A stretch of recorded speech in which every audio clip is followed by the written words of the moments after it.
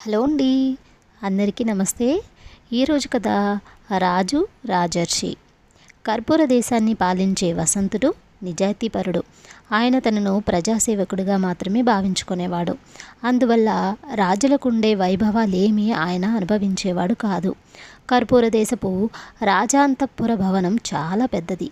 దానిలో 50 గదులు, ఒక నాట్యశాల, 5 స్నాన మందిరాలు ఉండేవి. 100 మంది సేవకులు, 50 మంది పరిచారకులు ఆ భవనాన్ని శుభ్రంగా ఉంచేవారు. 20 మంది కాకలు తీరిన సైనికులు రాత్రింబవళ్ళు భవనానికి కాపలా కాసేవారు. వసంతుడు రాజు కాగానే రాజాంతపురం కళాకేంద్రంగా మారింది. అక్కడ కళాకారులకు శిక్షణ ఇవ్వబడేది. దేశంలోనే కాక దేశ విదేశాలలో ప్రసిద్ధికెక్కిన కళాకారులు కూడా అక్కడికి వచ్చి ఆ భవనంలో కొంతకాలం ఉండి యువ కళాకారులకు సంగీతం, నాట్యం, చిత్రలేఖనం, కవిత్వం లాంటి కళలలో శిక్షణ ఇచ్చి వెళుతుండేవారు. వసంతుడు కోట లోపల చిన్న ఇంట్లో ఉండేవాడు. ఇంట్లో విలువైన వస్తువులేమీ ఉండేవి కాదు. నెల ఇంటికి అవసరమైన వస్తువులు ఏడాది గడిచేసరికి ఆయన కొన్ని సదుపాయాలు చేసుకోగలిగాడు. ఇలా ఉండగా వికల్ప దేశపు రాకుమారి వినీలకు స్వయంవరం జరిగింది. వసంతుడు అక్కడికి వెళ్ళాడు. ఆయన అందచందాలకు పరవశించి వినీల వరమాలతో ఆయన్ని కంఠాన్ని అలంకరించింది. వసంతుడప్పుడు ఆమెను చెయ్యి పట్టుకుని, వికల్ప ప్రభువులకు నా విన్నపం ఏమిటంటే, ఈమె ఈ క్షణం నుంచి నా భార్య. కాబట్టి ఆర్భాటాలేమీ లేకుండా కట్టుబట్టలతో నాతో పంపండి. కానుకలు స్వీకరించడం నాకు ఇష్టం ఉండదు అని ఆమె తండ్రికి వినయంగా చెప్పాడు.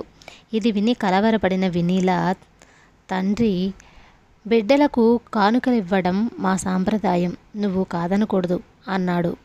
ప్రజాధనాన్ని కానుకగా స్వీకరించడం నా సంప్రదాయం కాదు. మీ వద్ద మీరు కష్టపడిన సంపాదించిన ధనం ఏదైనా ఉంటే వినీలకు కానుకగా ఇవ్వచ్చు అన్నాడు వసంతుడు. అయితే నీకు నీ తండ్రి నుంచి సంక్రమించిందంతా ఆయన కష్టపడి సంపాదించిందేనా అని ప్రశ్నించాడు వినీల తండ్రి. అవును వికల్ప ప్రభువు, కర్పూర దేశం ఆయన శక్తి సామర్థ్యాల వల్లనే శక్తివంతంగా నిలబడింది. ఆ రాజ్యాన్ని నాకు అప్పగించారాయన. దానిని సంరక్షించడం కోసం చిన్నతనం నుంచి నేను శిక్షణ పొందాను. రాజునయ్యాక నేను రాజ్యభారాన్నే తప్ప రాజధనాన్ని స్వీకరించలేదు, రాజవైభవాలను అంగీకరించలేదు. ప్రజాసేవకుగాను నెలకింత జీతం తీసుకుంటున్నాను. నా జీతానికి తగిన ఇంట్లో ఉంటూ నా శక్తి కొద్దీ నెల అవసరమైన వస్తువులు సమకూర్చుకుంటున్నాను అన్నాడు వసంతుడు. ఇది విని అక్కడికి వచ్చిన రాజులందరూ పరిహాసంగా నవ్వి, ఈ రోజు నుంచి వినీల కర్పూర దేశపు మహారాణి కాదు, కర్పూర దేశపు మహాసేవిక అన్నాడు. వినీల తండ్రి కోపంగా, వినీలనెంతో గారాబంగా పెంచాను. వైభవాలకు అలవాటు పడ్డ నా కుమార్తె నీ వద్ద సుఖపడదు. ముందుగా నీ సంగతి తెలియకపోవటంతో వినీల పొరపాటు చేసింది. నువ్వు వీరాగివి, రాజర్షివి. వివాహ ప్రయత్నం చేసి నువ్వు నా కుమార్తె జీవితాన్ని దుఃఖమయం చేశావు. ఇది నీకు తగునా అన్నాడు.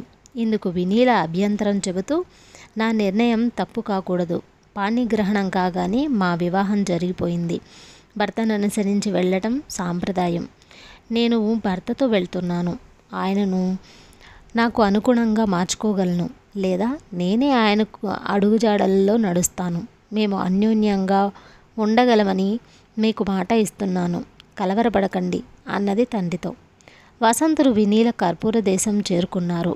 అక్కడ వినీల తమ ఇంటిని చూసి చిన్నబుచ్చుకొని, ఇది మహారాణి నివసించదగ్గ ఇల్లేనా? ఇంతకంటే పెద్ద భవనం మీకు దొరకలేదా అని భర్తను అడిగింది.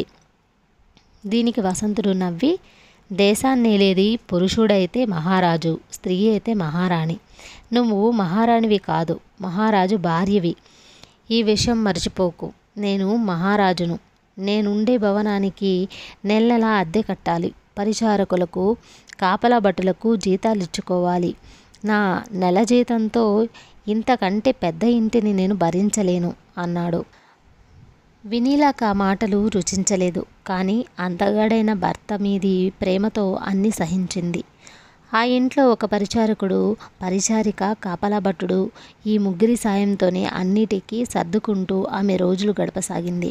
ఒకనాడు ఆమె వసంతుడితో, మీరు లేనప్పుడు నాకు చాలా విసుగ్గా ఉంటుంది. ఆటపాటలు లేవు, చెలికత్తెలు లేరు, ఏ విలాసాలు లేవు, సమయం చాలా చప్పగా గడిచిపోతుంది అంటూ మొరపెట్టుకుంది. తీరిక సమయాన్ని వృధా చేయకూడదు. చిన్నదైన మన గ్రంథాలయంలో ఎన్నో కొత్త గ్రంథాలున్నాయి, అవి చదువు. కొత్త విద్యలు నేర్చుకో. ఆటపాటలతో, ఆర్భాటాలతో, వృధా కబుర్లతో సమయం వృధా చేసుకోకు. నేను పక్కన ఉన్నా నీకు తప్పక విసుగ్గా ఉంటుంది అన్నాడు వసంతుడు ఆమెతో. అలా 1 సంవత్సరం గడిచింది. వినీల ఈ జీవితానికి అలవాటు పడింది. కానీ భర్త దగ్గర లేనప్పుడు ఆమెకు అసంతృప్తిగా ఉండేది. వసంతుడు గొప్ప పరిపాలనా దక్షకుడు. ఆయన మంత్రులను, రాజోద్యోగులను అప్రమత్తంగా ఉంచుతూ తన శాసనాల వల్ల ప్రజలకు మేలు జరిగేలా చూస్తుండేవాడు. సమర్థుడైన రాజే.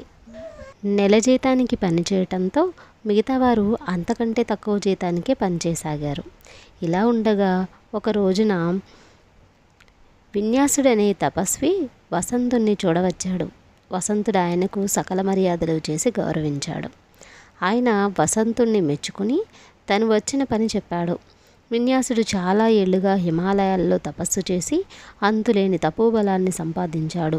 దేవుడు ఆయనకు ప్రత్యక్షమై, తపోధన, నువ్వు ప్రజాక్షేమాన్నే కోరే నిజాయితీపరుడైన ఒకే ఒక్క రాజు కోరిక తీర్చి వచ్చాక నీకు మోక్షం ప్రసాదిస్తాను, వెళ్ళు అని చెప్పాడు. అలాంటి రాజులు ఎక్కడున్నారా అని వెతుకుతూ బయలుదేరిన విన్యాసుడికి ఇంతవరకు ప్రసేనజిత్తు అనే రాజర్షి తప్ప ఇంకెవరూ దొరకలేదు.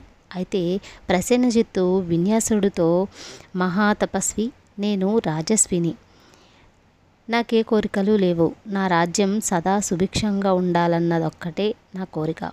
ఆ కోరిక ఎంతవరకు సమంజసమో నాకు తెలియదు. అయితే కర్పూర దేశాన్నేలే వసంతుడు నిజాయితీలో నన్ను మించినవాడని నా అభిప్రాయం.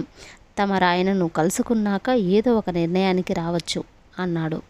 ఆ కారణంగా విన్యాసుడు వసంతుడి వద్దకు వచ్చాడు. ఇది విన్న వసంతుడు కొద్దిసేపు ఆలోచించి, మునివర్య, నా రాజ్యాన్ని సుభిక్షంగా ఉంచటం నా బాధ్యత. ఆ బాధ్యతను పరిపాలనా దక్షతతో సాధిస్తాను తప్ప దేవుడికి అప్పగించను. అయితే తీరిక సమయాల్లో విలాస జీవితం గడపాలన్న కోరిక నాకుంది. ఆ కోరిక తీరితే నా భార్య కూడా సంతోషిస్తుంది. తమరు నన్ను అర్హుడుగా భావిస్తే ఆ కోరిక తీర్చగలరు అన్నాడు. ఈ మాటకు సంతోషించి విన్యాసుడు వసంతుడికి ఒక బొమ్మనిచ్చి, రాజా, ఈ రోజు నుంచి ఈ బొమ్మ నీవు అడిగిన కోరికలు తీర్చుతుంది. ఇది నీ ఒక్కడికి మాత్రమే ఉపయోగపడుతుంది సుమా అన్నాడు. వసంతుడు ఆశ్చర్యంగా, మునివర్య, మీ వరం ప్రసేనజిత్తుకే తప్ప నాకు లభించదన్న నమ్మకంతో నేను ఆ కోరిక కోరాను. నిస్వార్థంతో ప్రసేనజిత్తును నేను మించలేను. ఏ కోరికలు లేని ఆయనను కాదని నాకెందుకు ఇటువంటి వరం ఇస్తున్నారు అని అడిగాడు. ఇందుకు విన్యాసుడు చిరునవ్వు నవ్వి, ప్రసేనజిత్తు రాజర్షి, ఆయనకు ఏ కోరికలు లేవు. కోరికలు లేనివాడు విలాసాలకు దూరంగా ఉండటం విశేషం కాదు కదా. ఇక నువ్వు నిజాయితీ గల సమర్థుడైన రాజువు మాత్రమే. నీవు విలాస జీవితంపై కాంక్ష ఉన్నప్పటికీ రాజధనం జోలికి వెళ్ళకపోవడం వల్ల ఆయన కంటే అదుకుడువయ్యావు. ఎందువల్లనంటే విలాస జీవితంపై కాంక్ష ఉండి రాజు కావాలనుకుంటే ప్రజాధనం వెచ్చించగల హక్కు ఉండి కూడా నువ్వు ఎంతో నిగ్రహం చూపావు.